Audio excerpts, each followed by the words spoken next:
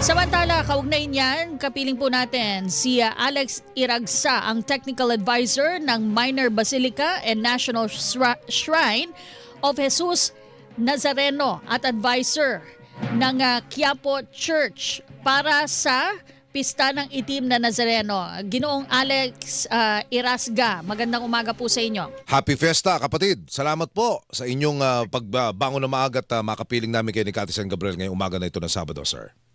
Magandang umaga po, Kuya Emil, Ate Cathy, at magandang umaga din po sa inyong mga taga-subaybay sa DZBB. Gaya po ng aking nabanggit sa ulat, meron po mga pagbabago na isasagawa sa Traslasyon 2026 kumpara noong nakaraang taong traslasyon. Ano-ano po yon?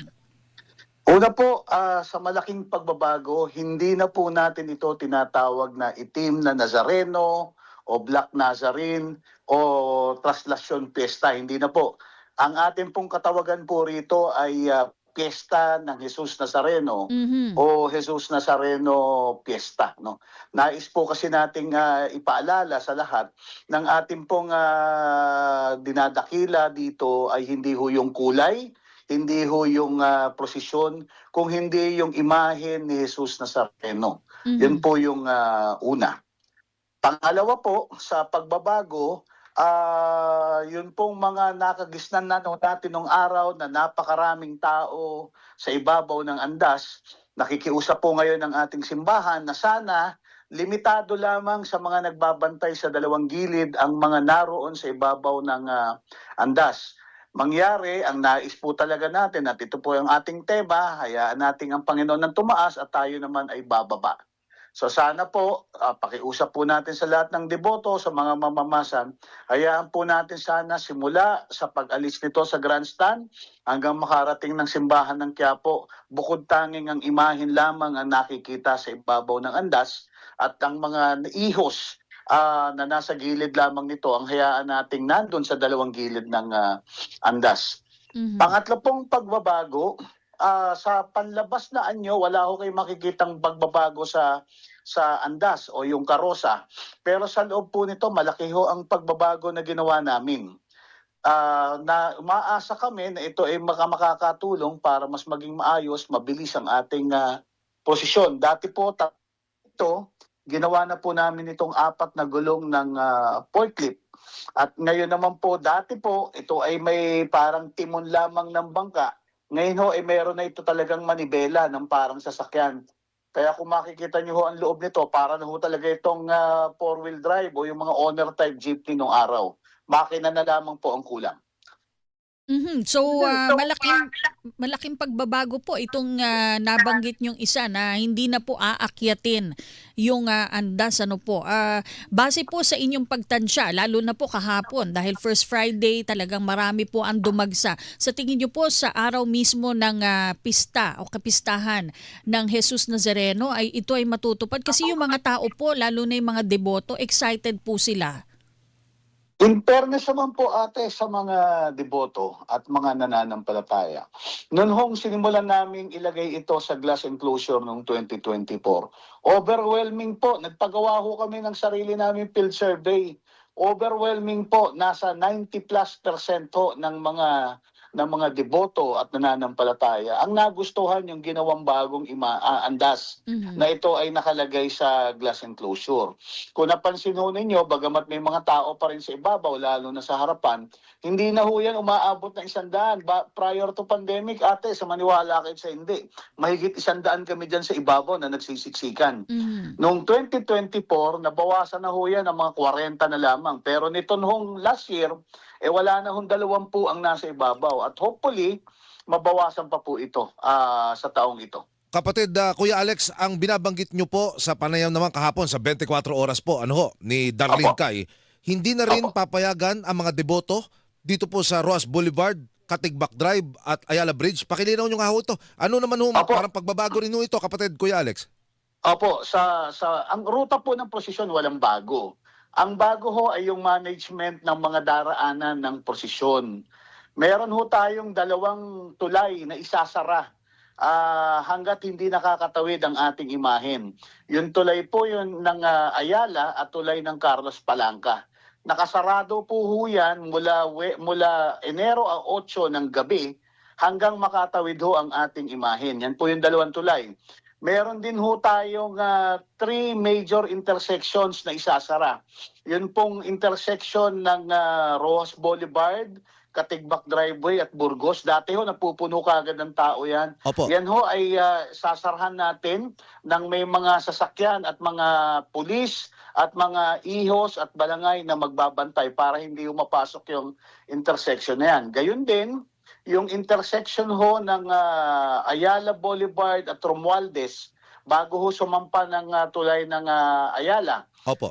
Para ho sana matiyak natin na kapag ka ang andas ay umaakyat sa tulay, walang masyadong tao sa ibabaw ng tulay. Napakahirap po kasi na isinasampa natin ang andas sa tulay na sinasalubong ng mga deboto. Okay. So, ang gusto ko sana natin, ang agos ng tao ay puro papunta lamang ng Quiapo. Opo. Gayun din ang kanto ng Palangka, Pikasal, Solano, sarado din po iyan kahit po sa mga deboto. Meaning, hindi ho talaga pwedeng tawiran ng mga tao ang tulay na yan. Kaya ho, ang pakiusap namin sa mga gustong magpunta sa grandstand o sumama sa prosesyon mula grandstand hanggang makarating dyan sa Quiapo, na ang daanan nilang tulay ay ang tulay ng MacArthur, Jones, Rojas doon sa may Intramuros at yung nagtahan naman papuntang Otis at UN Avenue. Kapatid, Kuya Alex, para ma-visualize lang ho ng ating mga kapusong nakamonitor ngayon. So, kapag ka ho ang imahen ay mula sa Quirino Grandstand sa ibabaw ho ng entablado, ipinasa na dito ho sa andas. Ibig sabihin, wala akong tao riyan sa paligid kasi dyan ho sinasalubong yan una, di ho ba? Dyan una nagsasalpukan yan. Eh. Opo, sarado po ang kahabaan ng Independence at Katigbak. Ang bukod tanging nandyan po ay ang mga ihos. Okay. Na para ho magtiyak lamang na walang makakalapit sa ating andas. So yung mga dadalo sa banal na misa bago po ang traslasyon ay hindi ho dyan nakakapwesto ngayon. Tama ho, restricted dyan. Opo, hanggang doon lang po sila sa Burnham Green. Okay, doon sir. lamang po sa ground sa harapan mismo ng grandstand. Hanggang doon lang po sila. Yung po mga iba pang kalsadang binabanggit nyo na isasara ninyo, ano gagamitin yung pansara rito, kapatid, Kuya Alex? Kuya Emil, ito po ay gagamitan ng mga temporary barrier ng mga movable trucks. Yun ho bang ginagamit ng mga pulis na pang-transfer ng kanilang mga kapulisan? Doon ho sa halip po na ihanap pa ng parking, doon muna temporarily nakagarahe para ho iharang sa mga kalsada. At babantayan po yan ng pinagsamang tulungan ng mga ihos, ng balangay at ng mga pulis. Mhm. Okay, ilan po yung dumalo nung kapistahan nung nakaraang taon at ilan po ang inaasahan natin ngayong taon? Mahigit 8 milyon po. Nakakagulat nga ho yun nung nakaraang taon.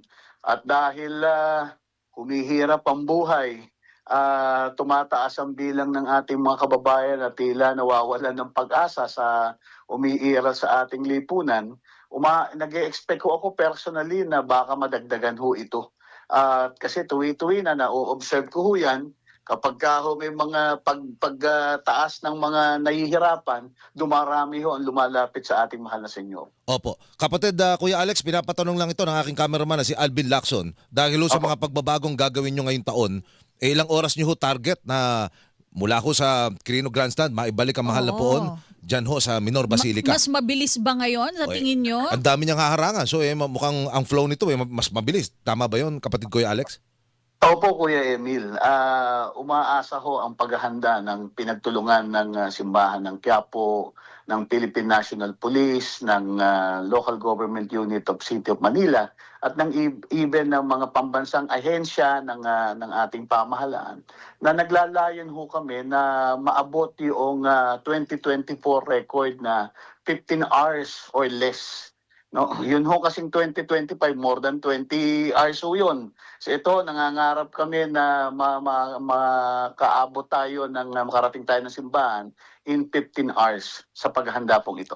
Ano na lang po yung mga panawagan o paalala po ninyo sa mga deboto na dadalo po sa kapistahan at prosesyon? Okay, mga kapatid, mga kapwa deboto, mga kaisa sa ating pananalig sa ating Panginoon, ang ating pong pagkapistahan ay dapat magmistulang pagdiriwang, hindi po pagpapahirap, hindi po pagpipighati. Sana matapos ho ang ating pagdiriwang na wala sino man sa atin ang nasaktan, wala sino man sa atin ang pumanaw. No? Na ini-encourage po namin kayo na magsimba na muna sa grandstand o sa Quiapo bago pa ho tayo sumama sa prosesyon. Pakiusap po sana na sa pagsama sa prosesyon, pwede ho kayong mangandila, pwede po kayong magdasal sa mga prayer station. We have 12 prayer stations along the route. Pwede pong magwagayway ng inyong panyo o tuwalya ating dumadaan ng ating imahen.